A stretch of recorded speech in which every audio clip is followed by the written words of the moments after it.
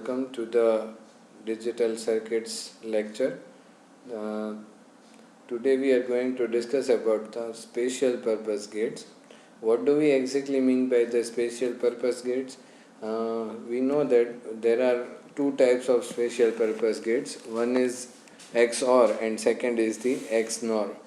But what does the meaning actually of this XOR or whatever we can say that this special purpose gate is that we can understood by this two sentences, that is, first whatever we have discussed about the OR gate, that was the inclusive OR.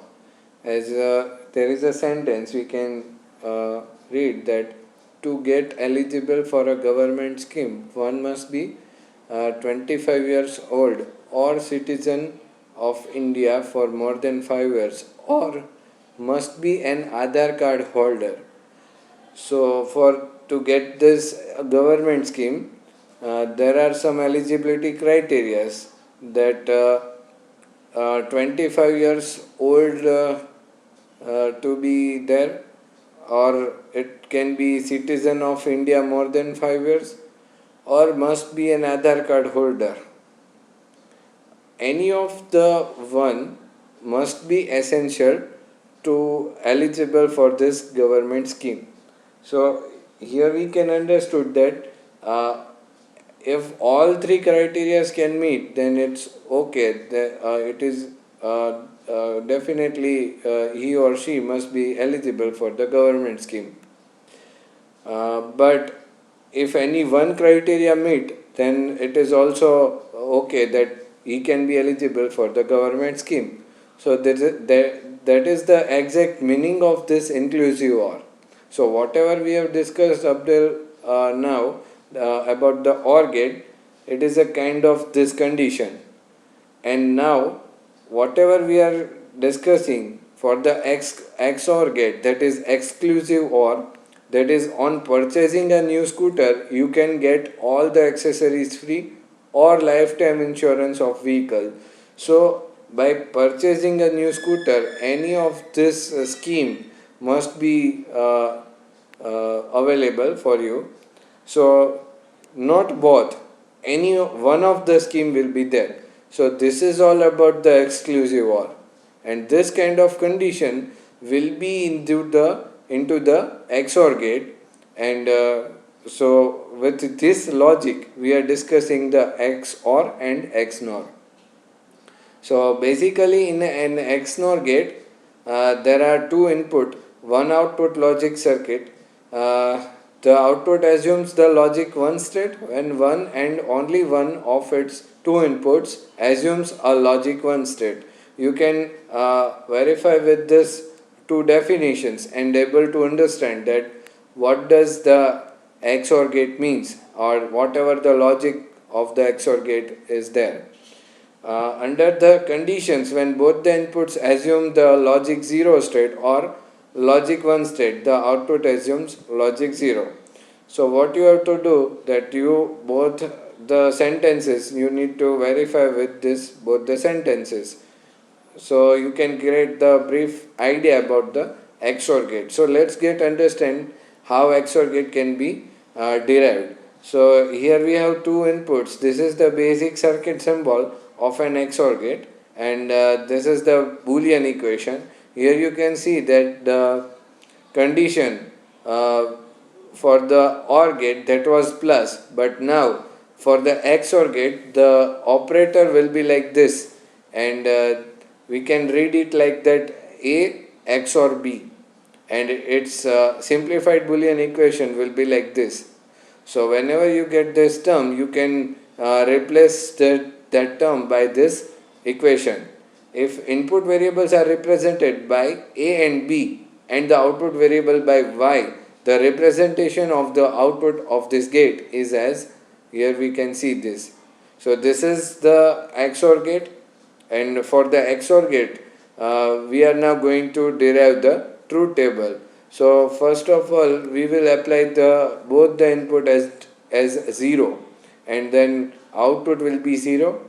After that we are changing any one of the input, that is the B, and we apply 1, that means high input at the B logic, then it should be like this, the output will be 1.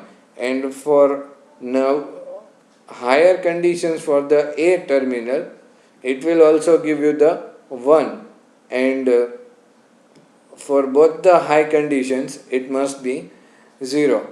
So for the XOR gate, this kind of truth table can be derived. Now truth table can be derived for 4 inputs, 5 inputs for the XOR gate, and vice versa, that we have discussed about that logic in the previous videos, that how multiple input logic gates can be formed. Here still we will have one example of 3 input XOR gate, and this is the basic constructional details, and that's how a 3 input XOR gate can be understood. Now the next gate, whichever we are going to discuss now, that is XNOR, and XNOR is nothing but the NOT operation of the XOR gate. So here we are saying that this is the basic function of the XNOR gate, and likewise you can see the Boolean equation. Now its term of the operator will be changed. You can, as you can see, that is a dot inside a circle, and we can read this equation as A XNOR B, and its simplified Boolean equation will be like this. So we can basically define this: if input variables are represented by A and B and the output variable by Y, the representation for the output of this gate is as shown over here. So this is the basic circuit symbol of XNOR gate. So let's get understand about the truth table, how it can be achieved, and what kind of truth table will be there. So for the first condition, we are applying the both the inputs as 0. After that we can get the 1 at the output terminal. Why? Because the operation will be the NOT operation only of the XOR.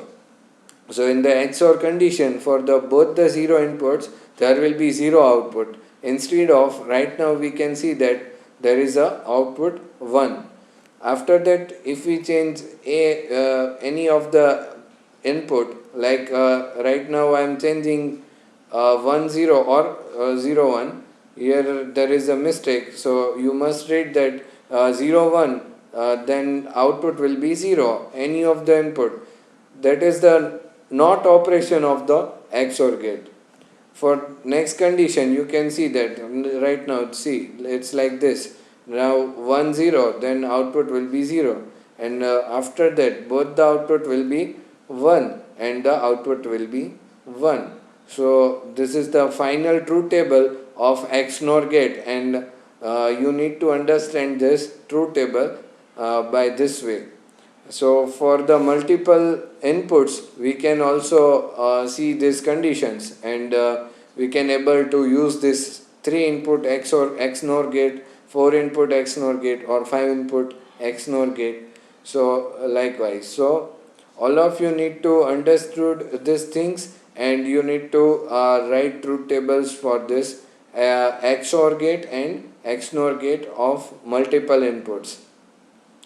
So that's all for the special purpose gates, and I hope you find all the clarity about the special purpose gates. Thank you for watching my video. Don't forget to subscribe my channel Electronics Simplified by Kedar Dave. Thank you.